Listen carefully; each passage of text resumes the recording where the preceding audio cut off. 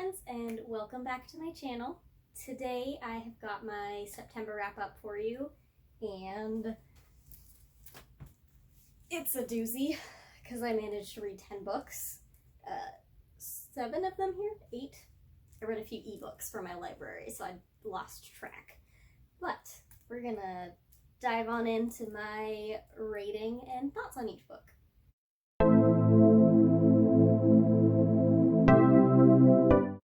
First book I read this month was Blood and Honey, which is the sequel to Serpent and Dove, which came out last year, I think. I don't actually know because I read it earlier this year. I read it after it came out. But this one was the sequel, kind of continues the story.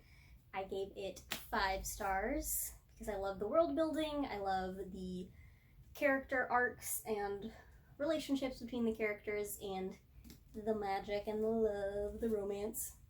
Also, the cover is gorgeous, always good.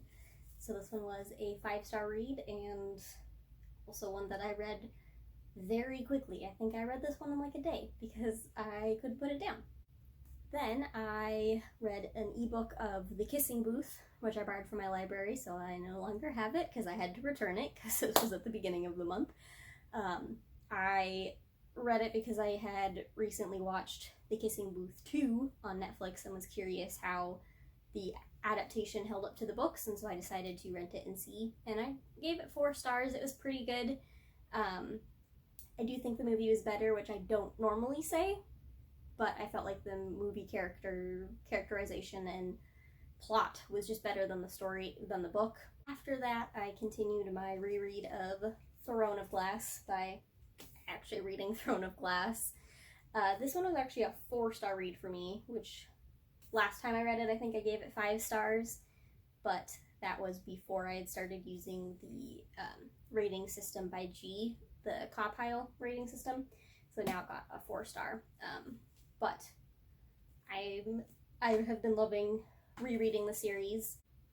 The Court of Thorns and Roses series is still my favorite of the Sarah J. Maas books, but Throne of Glass is pretty good, and it's definitely holding up, and I am enjoying my reread, which is good. Then, of course, I did Crown of Midnight. The second book in the Throne of Glass series is another 4-star read.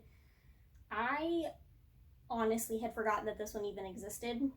I thought it when I was talking about it with my roommate who just recently got the series. I thought that the big character reveal of Selena at the end of this one happened at the end of the first book, because I just completely forgot that this one even was a thing.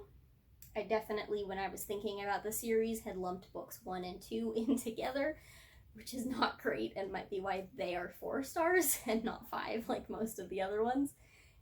But it still is a good series, it still is a good book, and I like getting to know more about Dorian and Chaol. I honestly don't know how to say his name. And I've looked up the pronunciation and it does not help me. So I'm gonna keep calling him Chaol because he's healthy for you. I don't know. This one is where it gets good because I love Rowan so much. So this one was a 5-star read, not just because of Rowan, but also because of everything that happens to Aelin now, because, well, no, she still goes by Selena in this one, doesn't she? She does still go by Selena in this one.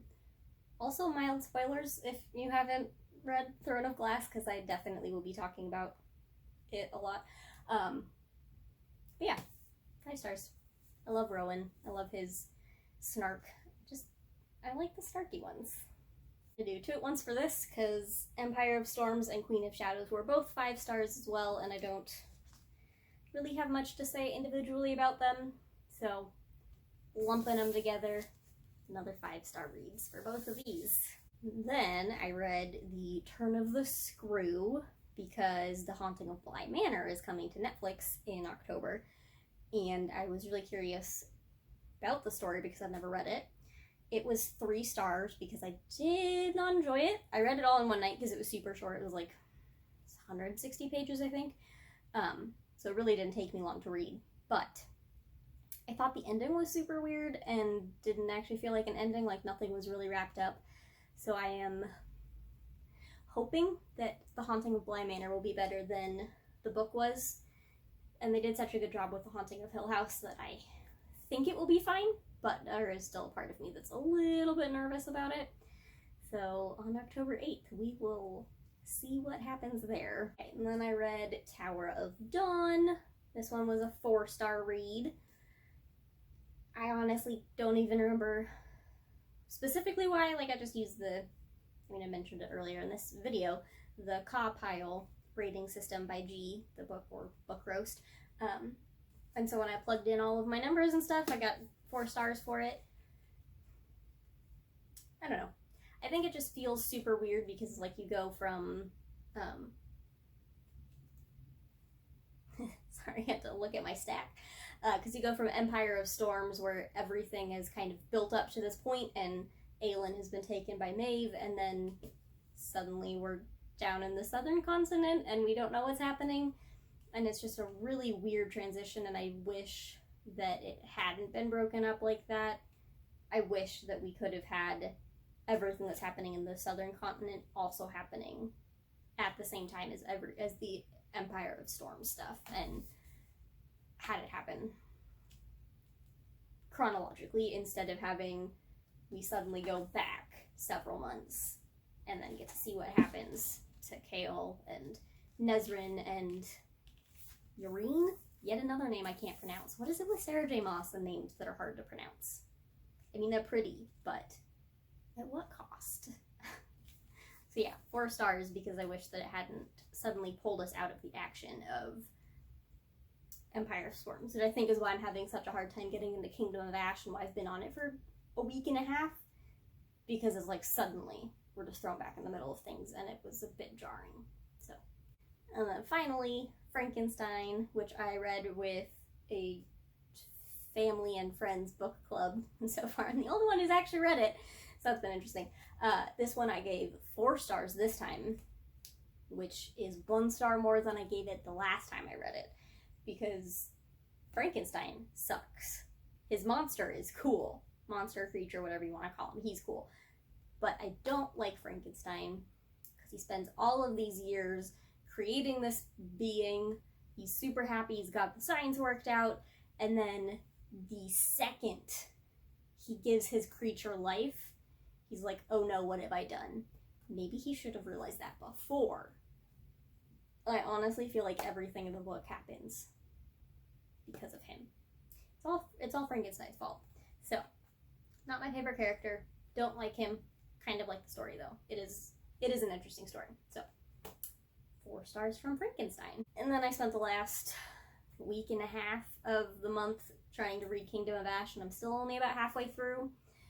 So that's gonna be for next month, because I keep getting distracted by Schitt's Creek, which I started rewatching because of all of the Emmys that they won, and it reminded me just how great of a show it is. So I've been rewatching that, and also playing The Sims and watching movies on Netflix, and just pretty much doing anything other than reading. So reading has not happened a lot over the last week and a half. Hopefully that will change, but as of right now, I'm halfway through Kingdom of Ash and don't know how long it's going to take me to actually read it. So, we will find out next month if I actually finish it or not, or if next month is literally 1 book a month. We'll see. Until next time, bye.